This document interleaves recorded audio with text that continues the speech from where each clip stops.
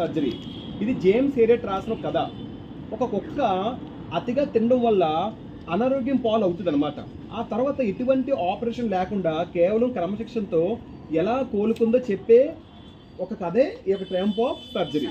ఇందులో ముఖ్యమైన పాత్రలు ఎవరంటే ట్రిక్కీ, ఒక చిన్న కుక్క.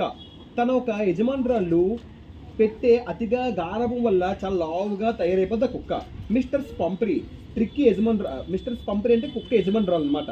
చాలా ధనవంతురాలు. ట్రిక్కీని చాలా ఎక్కువగా ప్రేమిస్తుంది. కానీ ఆ ప్రేమతో దానికి అనవసరమైన ఆహారం పెట్టి దాన్ని రోగించేస్తుంది ఆ కుక్కని. Mister Herriot, 3 characters. Last character mister హెరియట్.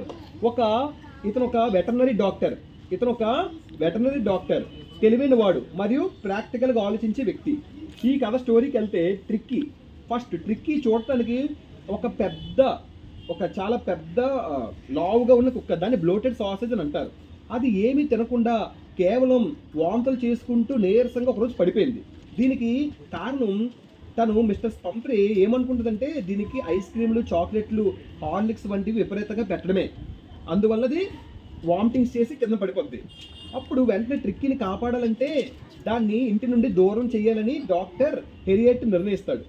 దానికి ఒక ఆపరేషన్ అవసరమని అబద్ధం చెప్పి తన హాస్పిటల్కి ఆ కుక్కని మిస్టర్ స్పంపరీ దగ్గర నుంచి ఇంటి నుంచి తీసుకెళ్ళిపోతాడు. అప్పుడు ఆ కుక్కకి ట్రీట్మెంట్ ఇస్తాడు. చాలామంది అనుకున్నట్లు డాక్టర్ దానికి మందులు ఇవ్వడు లేదా సర్జరీ చేయడు.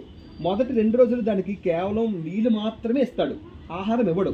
మూడవ రోజు నుండి దాన్ని మిగతా కుక్కలతో కలిసి ఆడుకునేలా చేస్తాడు.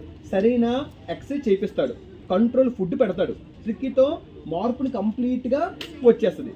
వెంటనే ట్రిక్కీ త్వరగా కోలుకోవాలని మిస్టర్ స్పంపరీ రోజుకి 2 డజన్ల కోడిగుడ్లను, వైన్, బ్రాందీ బాటిల్ హాస్పిటల్కి మళ్ళీ పంపిస్తుంది. కానీ డాక్టర్ వాటిని ట్రిక్కీకి ఇవ్వకుండా తన సిబ్బందితో కలిసి ఎంజాయ్ చేసేస్తాడు.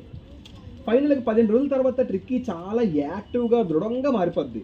దాన్ని చూడటానికి వచ్చిన మిస్సెస్ స్పంపరీ ట్రిక్కీ అంత వేగంగా తన మీదకు దూకడం చూసి ఆశ్చర్యపోతుంది. ఇది నిజంగా ఒక ట్రయంఫ్ ఆఫ్ సర్జరీ, వైద్య విజయం అంటే అని ఆమె సంబరపడిపోతుంది. కానీ నిజానికి అక్కడ ఎటువంటి సర్జరీ జరగలేదు. ఓకేనమ్మా, డన్. సో స్టోరీ ఏంటంటే టూ మచ్ ఆఫ్ ఫుడ్ అంటే ఏదైనా అతి అయితే అది పనికిరాదు. ప్రేమతో పెట్టిన ఆహారం పరిమితం అంటే కంట్రోల్లో పెట్టాలి, ప్రాణాల మీద వచ్చేటట్టుగా పెట్టకూడదు. ఓకేనమ్మా.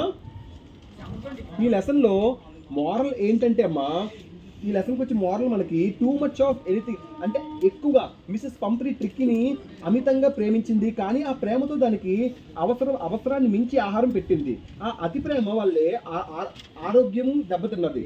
సో నీతి, ప్రేమ లేదా ఆహారం ఏదైనా సరే కంట్రోల్ దాటితే అది మేలు కంటే కీడే ఎక్కువగా జరుగుతుంది. ఓకేనమ్మా. దాని చాలా ఆరోగ్య సమస్యలకు మందుల కంటే క్రమశిక్షణ కూడిన హెల్తీ లైఫ్ స్టైల్ కూడా పరిష్కారం చూపుతుంది. ఓకేనమ్మా. మిస్సెస్ స్పంపరీ ట్రిక్కీని చూసి జాలిపడి ఆహారం పెడుతూనే ఉంది. అది దానికి హాని చేస్తుందని తెలిసినా ఆపలేకపోయింది. కానీ డాక్టర్ హెరియట్ కఠినంగా నిర్ణయం తీసుకొని దాని ఇంటి నుండి దూరం చేస్తాడు. ఇందులో నీతి ఏంటంటే మనకి ఇష్టమైన వారు తప్పు చేస్తున్నప్పుడు వారి మీద ఉన్న ప్రేమ ఆ తప్పుని ప్రోత్సహించకూడదు. అవసరమైతే కఠినంగా ఉండి వారిని సరైన మార్గంలో పెట్టాలి. ఈ కథ మనకి ఏం చెప్తుందంటే అతిగా గారాబం చేయడం